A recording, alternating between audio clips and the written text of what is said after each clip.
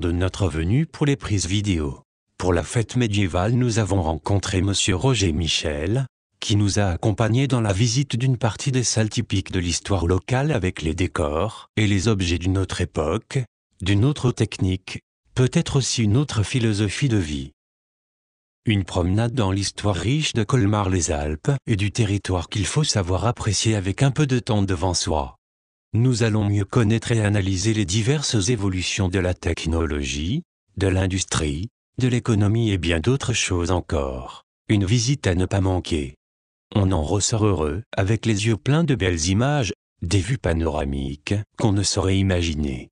Mais aussi une variété et une qualité de restitution fort, plaisante à admirer. Cela permet d'apprécier du regard la grande évolution de notre siècle et même celui antérieur. L'association Verdon Info vous présente, avec l'aide précieuse de Roger Michel, la visite de certaines salles de la maison-musée située au cœur de Colmar-les-Alpes.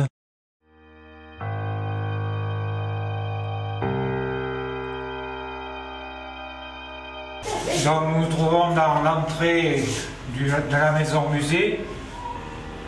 La maison-musée, c'est une maison bourgeoise du XVIIe siècle qui abritait le notaire.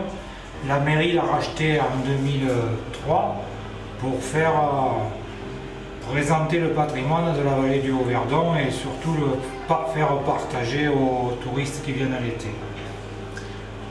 Donc on a environ 21 salles d'exposition avec 21 thèmes différents.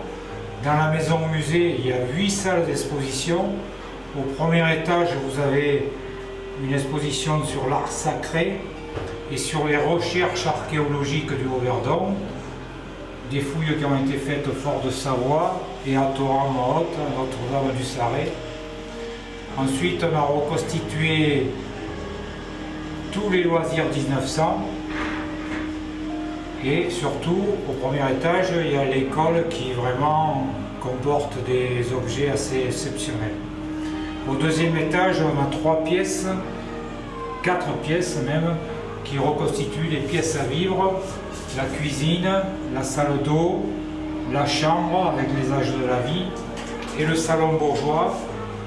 Et ce salon bourgeois a la particularité d'être adjacent au chemin de ronde, ce qui nous permet d'aller visiter le chemin de ronde et les expositions qui sont dans les tours attenantes.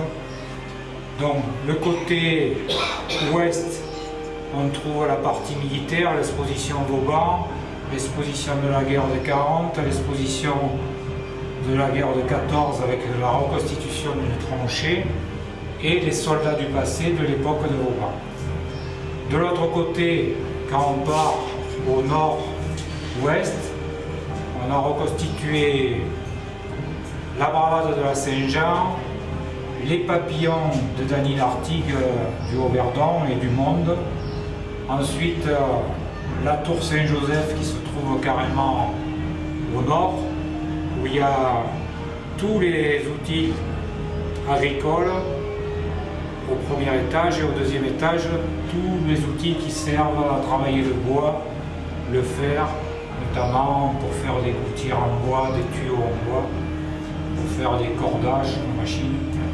Et puis on a reconstitué en dernier le jardin du curé d'antan avec les plantes anciennes et la reconstitution d'une cabane de verger réalisée à l'authentique. Voilà. Donc nous allons visiter toutes ces salles si vous le voulez. Il y a une association qui s'occupe des reconstitutions, des mises en place des... Alors, tout ce que vous allez voir, ça a été fait au niveau de l'association Maison Musée et Fort Roman du Verdon.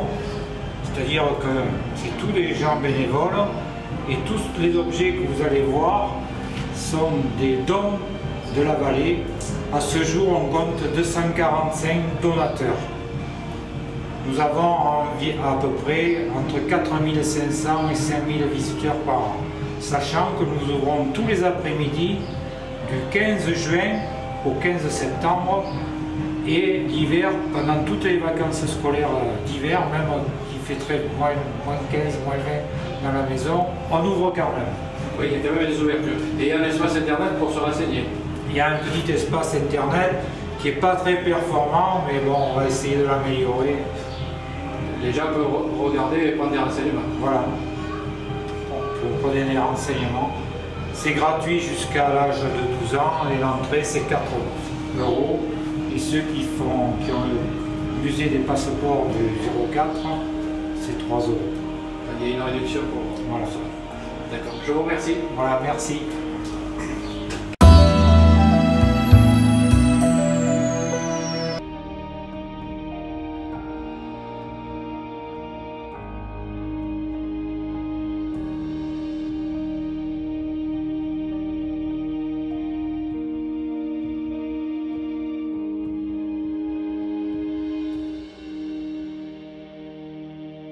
Banque qui a été construit dans la vallée, au Sénus. C'est au Sénus le premier, en 1936-37. Dans le principe, pour remonter, quand ils faisaient du ski, ils montaient en damant comme ça. Et après, ils ont dit, on va se créer un engin qui nous remonte. Mais comme les femmes faisaient du ski en robe, le concept c'était la luge. Même les hommes, ils montaient sur la luge, s'assoyaient, et arrivaient en haut, il y avait une butte, la luge descendait, ils décrochaient la luge.